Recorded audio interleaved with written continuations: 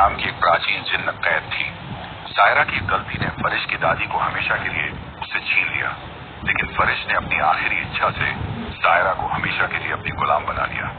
सायरा की शक्तियों ने फरिश के मुरझाए खेत को बारिश और जादू से फिर से हरा भरा कर दिया और दोनों के बीच बारिश में एक अनकहा रोमांटिक बंधन जन्म लेने लगा। लेकिन नीम गांव का सबसे खतरनाक आदमी बंसीलाल फरिश की इस खुशी से जल उठा। उसने फरिश के खेत की हरी भरी फसल देखी और सायरा के रहस्य को भांप लिया। उसने सायरा की बोतल चुराने की साजिश रची और चुपके से फरिश के घर की खिड़की से सब कुछ देख लिया। अब उसका लालच नीम गांव को एक नए खतरे की ओर ले जा रहा था। आइए अब देखते हैं कि इस रहस्यमय कहानी का अगला मोड़ क्या लाता है। नीम गांव की सुबह शांत थी, लेकिन बंसीलाल के मन में तूफान मचा हुआ था। उसकी आंखों में लालच की चमक थी और उसका दिमाग उस सुनहरी बोतल के इर्द गिर्द घूम रहा था। वह जानता था कि अगर वह उस बोतल को हासिल कर ले तो उसकी जिंदगी बदल जाएगी। सूरज की पहली किरणों के साथ ही वह गांव के हकीम के पास पहुंचा।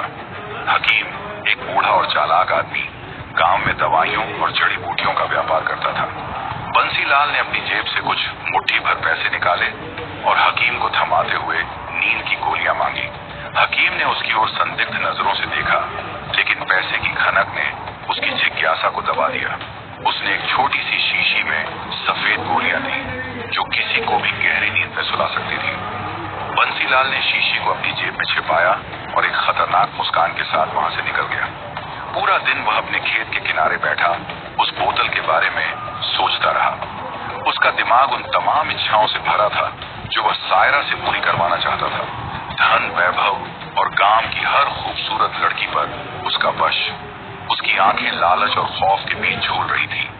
सायरा की नीली त्वचा और चमकती आंखों का ख्याल उसे डराता था, लेकिन उसका लालच उसे बार बार उकसा रहा था।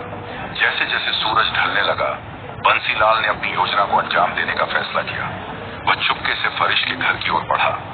गांव की गलियां सुनसान थी और चांद की मध्यम रोशनी उसकी साजिश को और गहरा कर रही थी। फरिश का घर गांव के कोने में था, जहां रात की सन्नाटे में केवल झींगुरों की आवाज गूंज रही थी। बंसीलाल ने चुपके से घर के दरवाजे तक पहुंचा और देखा कि किवाड़ पर कड़ी लगी थी। फरिश घर पर नहीं था। ये बंसीलाल के लिए सुनहरा मौका था। उसने धीरे से कड़ी खोली और घर के अंदर दाखिल हो गया। उसकी नजरें चारों ओर घूमी, लेकिन उसे वह सुनहरी बोतल कहीं नहीं दिखी।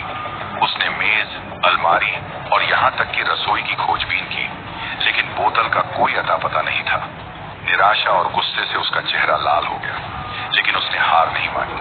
उसने अपनी जेब से नींद की गोलियां निकाली और रसोई में रखे पानी के घड़े में सारी गोलियां डाल दी। पानी में गोलियां घुल गईं और उसने एक चालाक मुस्कान के साथ घर से निकल लिया।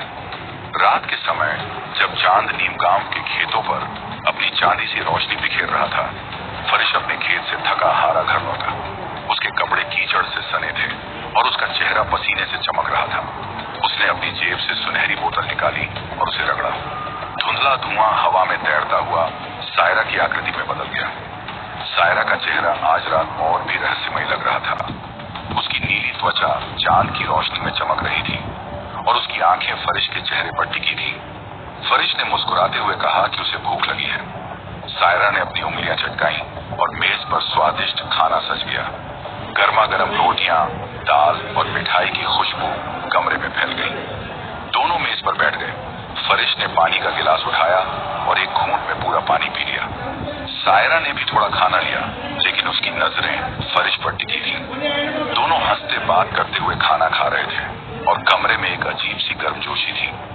फरिश ने सायरा से पूछा कि क्या वह कभी आजाद होना चाहेगी।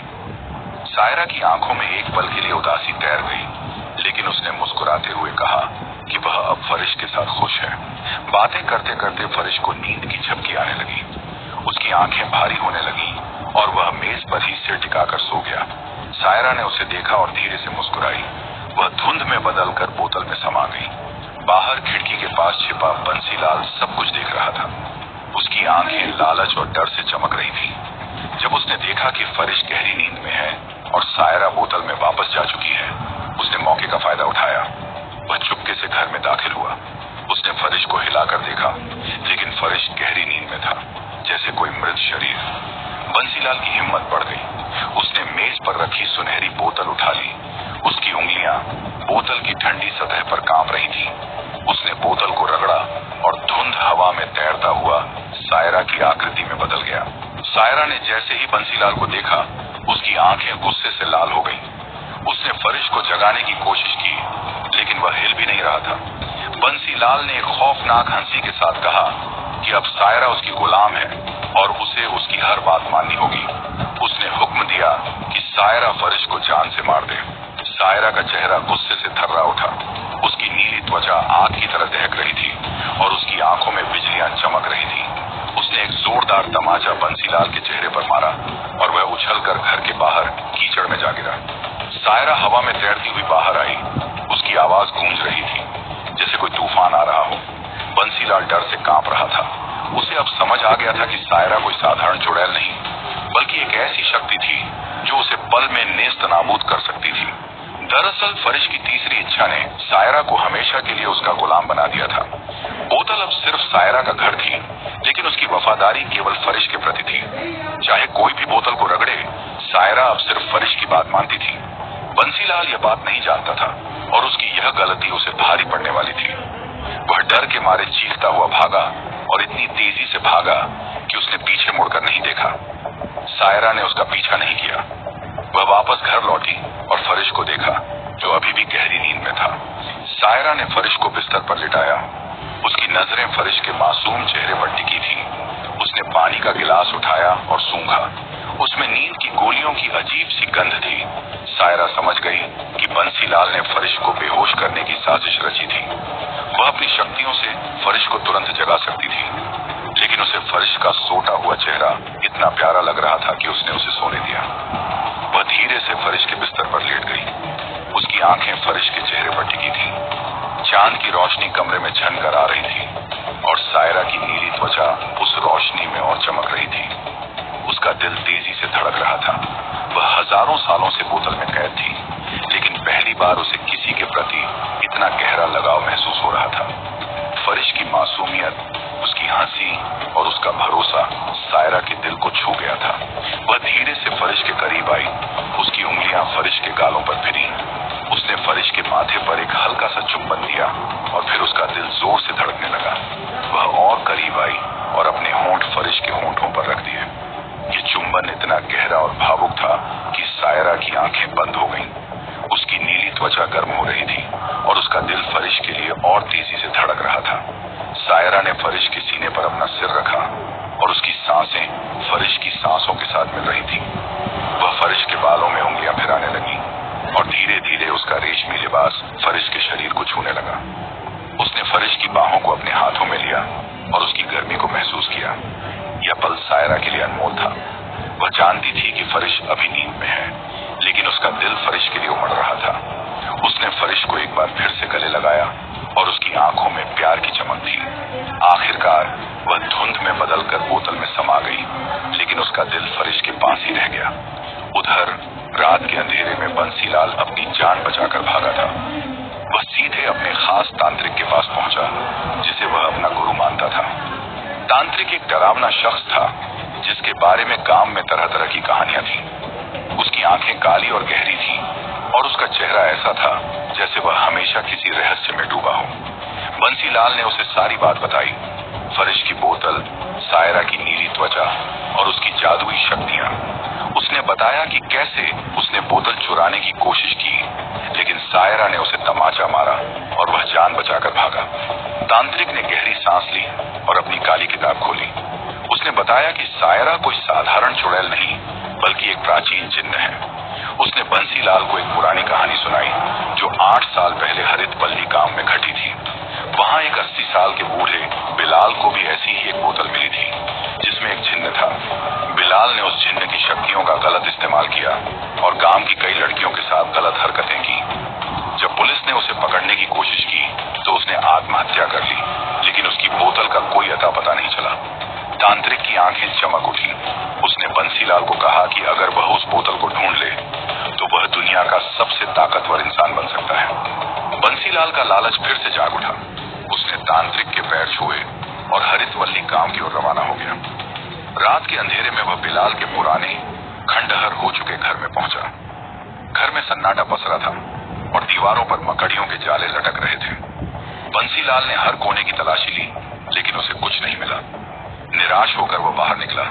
तभी उसकी नजर मिट्टी के एक टीले पर पड़ी। उसने फावड़ा लिया और मिट्टी खोदना शुरू किया। कुछ ही देर में उसे एक चमकदार बोतल मिली जो सुनहरी रोशनी बिखेर रही थी। बंसीलाल की आंखें लालच से चमक उठी। वह जोर जोर से हंसने लगा, जैसे उसने दुनिया जीत ली हो। बंसीलाल ने बोतल को रगड़ा और एक विशाल जिन्न बाहर निकला। उसका शरीर धुंध की तरह था और उसकी आवाज ऐसी थी जैसे पहाड़ खिसक रहे हों। जिन्न ने कहा कि वह बंसीलाल की 3 इच्छाएं पूरी कर सकता है। बंसीलाल का दिमाग लालच से भरा था। उसने तुरंत अपनी पहली इच्छा मांगी। गांव की सारी खूबसूरत लड़कियां उसके प्यार में पागल हो जाएं। जिन्न ने अपनी उंगलियां चटकाई और धुंध में गायब हो गया। बंसीलाल ने इंतजार किया, लेकिन कुछ नहीं हुआ। उसे लगा कि जिन्न ने उसे ठग लिया है। वह गुस्से में बोतल को फिर से रगड़ने वाला था। तभी दरवाजे पर किसी ने खटखटाया। बंसीलाल ने दरवाजा खोला और उसकी आंखें फटी रह गईं। 4 खूबसूरत लड़कियां रात के अंधेरे में उसके सामने खड़ी थीं। उनकी आंखों में एक अजीब सी चमक थी, जैसे वे किसी जादू के वश में हों। वे बिना कुछ कहे घर में दाखिल हुई और दरवाजा बंद कर लिया। एक लड़की ने बंसीलाल का हाथ पकड़ा, दूसरी ने उसकी कमीज उतार दी, तीसरी ने उसके गालों को सहलाया और चौथी ने उसे अपने होठों से चूम लिया। बंसीलाल का दिमाग चक्कर खाने लगा। लड़कियों ने उसे बिस्तर पर लिटा दिया और रात का अंधेरा उनकी हरकतों से और गहरा हो गया। एक लड़की ने उसके सीने पर अपनी उंगलियां फिराई, दूसरी ने उसके कंधों को सहलाया और तीसरी ने उसके गले को चूमा। चौथी लड़की ने उसके शरीर को अपने शरीर से ढक लिया और कमरे में एक उन्माद भरा माहौल बन गया। बंसीलाल इस सुख में डूब गया और उसका लालच और बढ़ गया। सुबह होने पर चारों लड़कियां गायब हो गईं, जैसे कुछ हुआ ही ना हो। उन्हें कुछ याद नहीं था और बंसीलाल यह देखकर और पागल हो गया। उसका मन अब और खतरनाक हो गया था।